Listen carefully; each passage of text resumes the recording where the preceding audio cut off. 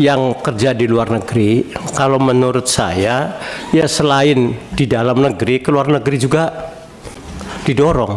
Karena apa? Yang penting kan kesejahteraan. Mereka kenapa keluar?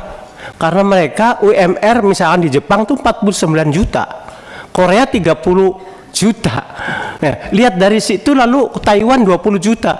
Lihat dari situ ya mereka keluar. Ya biarkan saja mereka, itu kehendak sendiri. Itu kan jangka pendek, Pak. Jangka panjang ya, kalau orang Amerika lebih bagus, misalnya negara Amerika lebih bagus dari kita, apa orang kita ke sana semua? Harusnya gini, harusnya kita membuat Indonesia kayak Amerika sejahteranya. Itu yang kita kejar dalam beberapa tahun ke depan, 10 tahun mungkin. Jadi target kita bukan mindahin orang ke sana supaya di sana hidup enak, tapi kita membuat di sini bagus suasananya sehingga di sini kita juga bisa hidup lebih enak tanpa harus keluar negeri. Saya banyak ditegur masalah pajak seolah-olah keadaan normal. Yang perlu kita ingat adalah kita keadaannya nggak normal sampai September kemarin, Oktober aja baru mulai balik, belum keluar dari ketekanan loh. Ini yang coba kita perbaikin. Jadi jangan dihitung sebagai keadaan normal. Keadaan yang mesti kita lihat adalah saya bisa aja naikin tarif di sana sini, tapi hasilnya pasti lebih jelek daripada yang sebelumnya. Kenapa? Waktu kita lagi jatuh. Kalau lagi jatuh kita bebanin lagi, akan lebih jatuh lagi. Harusnya malah kita ngasih stimulus besar-besaran. Jadi kita optimalkan uang yang ada untuk menciptakan perbaikan ekonomi, dan alhamdulillah sekarang sudah mulai terlihat. Tapi bukan berarti keadaan sudah normal. Jadi kalau Anda tanya, kenapa pajak Anda turun segitu banyak? Ya waktu itu lagi susah. Kalau bisnismen lagi susah dipajakin, ribut pasti kan.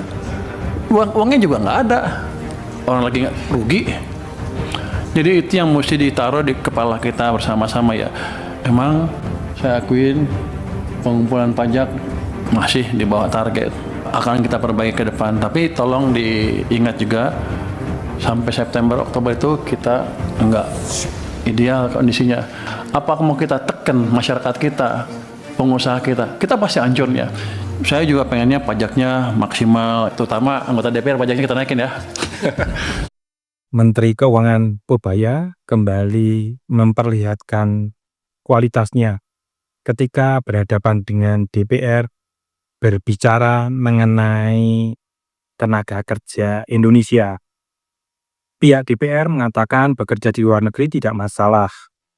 Pada sisi yang berbeda, Menteri Purbaya mengatakan sebetulnya bukan bekerja di luar negeri, harusnya kita sebagai bangsa, pemerintah juga, legislatif berpikir untuk mampu menggaji sama dengan apa yang diterima di luar negeri.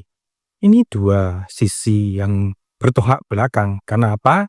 Karena Purbaya orientasi pada visi besar bangsa dan negara ini yang konon katanya mengejar Indonesia Emas tahun 2024-5, yang pada sisi yang lain DPR ya begitu sih, itu hanya tanggapan sekadar saja. Kalau mereka berbicara soal visi misi kok susah sih berharap banyak. Mengapa sih bekerja di luar negeri seolah-olah tidak seharusnya begitu kalau melihat apa yang dikatakan Menteri Purbaya? Saya sepakat, kenapa di luar negeri itu bukan tenaga ahli seperti Ibu Sri Mulyani atau Profesor Sumanto Al-Qurtubi, namun rata-rata menjadi TKI, bahkan kadang-kadang buruh migran yang tidak terjamin keamanan, keselamatan, dan juga mendapatkan peroleh pendapatannya. Kisah-kisah panjang akan kita temui mengenai buruh migran Indonesia di luar negeri, Timur Tengah. Kalau di Hong Kong dan Taiwan relatif lebih aman, namun biasanya dirongrong oleh kolega sesama anak bangsa yang malas. Nah, kalau berbicara tataran DPR dan Menteri ini, bagaimana menyediakan lapangan kerja yang menjanjikan dan memberikan gaji yang sangat tinggi seperti di luar negeri. Beberapa hal layak dilihat.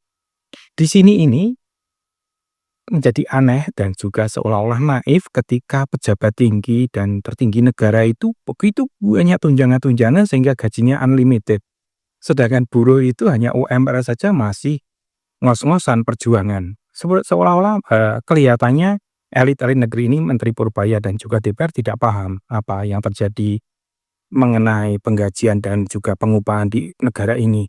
UMR saja seolah-olah menjadi upah maksimum regional atau upah maksimum provinsi ketika tidak tercapai. Minimal saja susah. Nah, tapi lihat apa yang diperoleh para menteri, para DPR, para pejabat-pejabat tinggi itu. Sudah ada gaji, sudah ada tunjangan kinerja, masih ada tunjangan ini dan itu. Seperti DPR yang menjadi rusuh beberapa bulan yang lalu itu. Karena mereka tidak prihatin, malah joget-joget ketika mendapatkan kenaikan tunjangan. Bayangkan, harusnya itu kan diberikan pada masyarakat, bukan untuk mereka. Mereka sudah dapat gaji besar kok. Nah, lah nanti mereka juga dapat pensiun lagi. Ini ya dilihat. Belum lagi pembagian lahan tanah-tanah negara yang dibagi-bagikan untuk mereka yang sudah pensiun. Cek saja kalau tidak percaya betapa banyaknya tanah-tanah itu dikuasai oleh segelintir orang. Jangan menyalahkan pihak asing, salahkan sendiri. Ketika birokrasi dan juga bernegara ini modelnya masih begitu terus. Salah satu harapan masyarakat bawah adalah ke luar negeri untuk mengumpulkan modal. Sayangnya adalah bahwa tidak pernah memperoleh fasilitas yang sebanding ketika ada di Indonesia. Nanti mengais-ngais rezeki sendiri untuk modal usaha kecil, dipalakin oleh preman, dipalakin oleh pejabatnya dengan pajak dan perizinan yang tidak mudah. Cek saja di lapangan, apakah para anggota DPR ini paham apa yang terjadi di lapangan dan juga Pak Menteri?